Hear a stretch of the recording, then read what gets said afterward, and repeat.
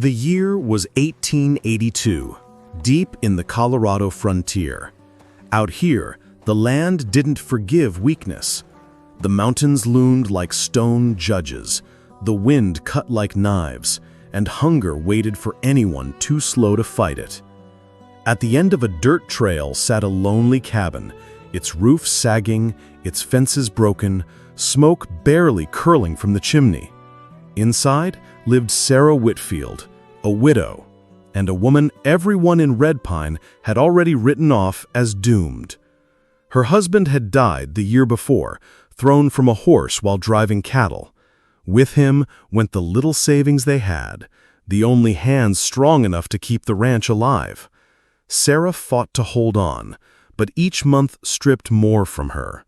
The fields went to weeds. Coyotes took her chickens.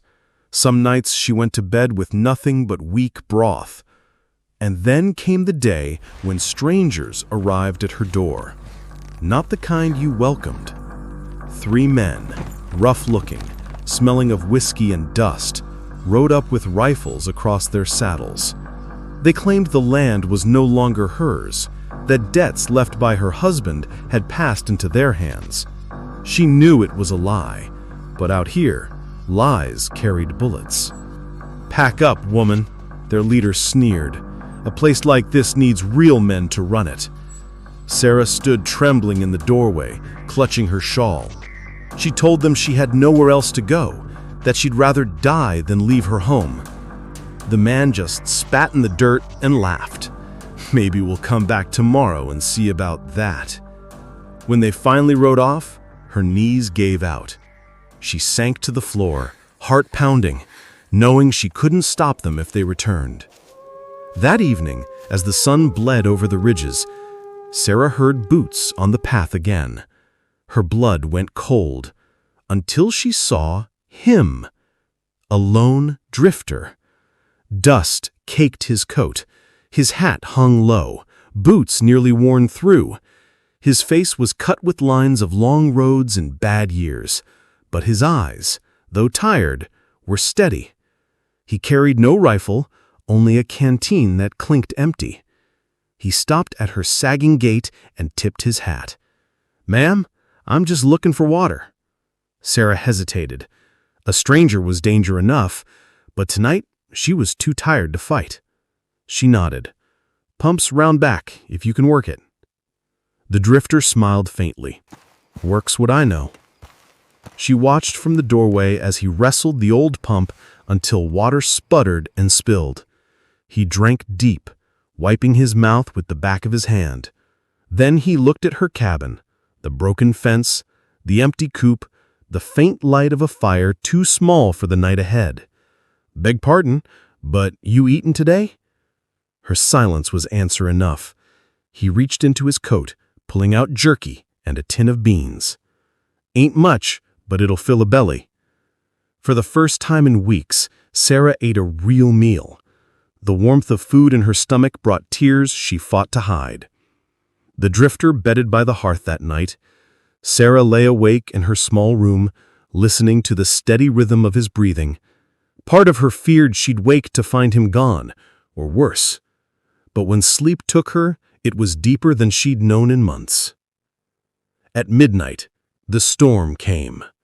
Wind slammed the shutters, rain lashed the roof, lightning split the sky. Sarah jolted awake, the cabin trembling around her. But it wasn't thunder that froze her blood. It was hooves. Through the roar of the storm, she heard them, the same men as before, their voices shouting through the rain.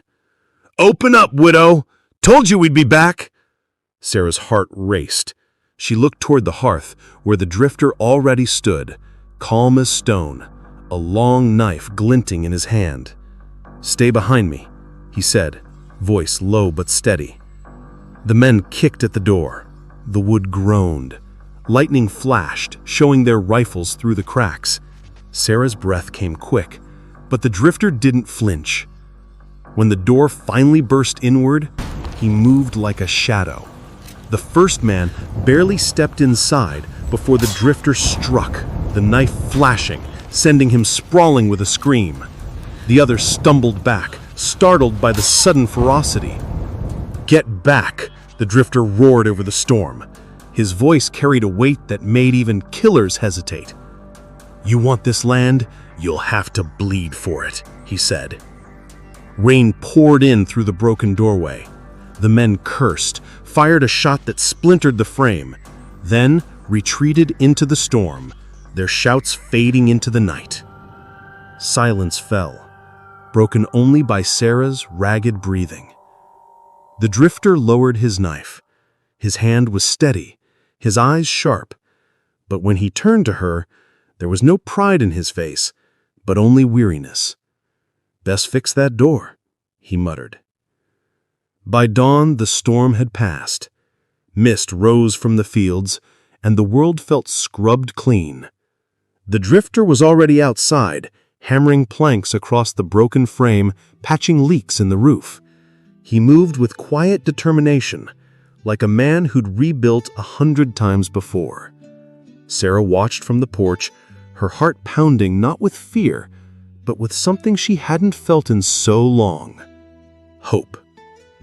When he came back in, muddy and tired, he looked at her straight. "You ain't lost, ma'am. Just need someone at your back." Her voice broke. "And you? Why would you stay?" He adjusted his hat, almost shy. "Maybe I'm tired of running.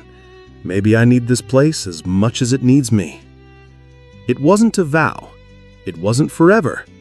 But in that moment, it was enough. By noon, the fence stood strong.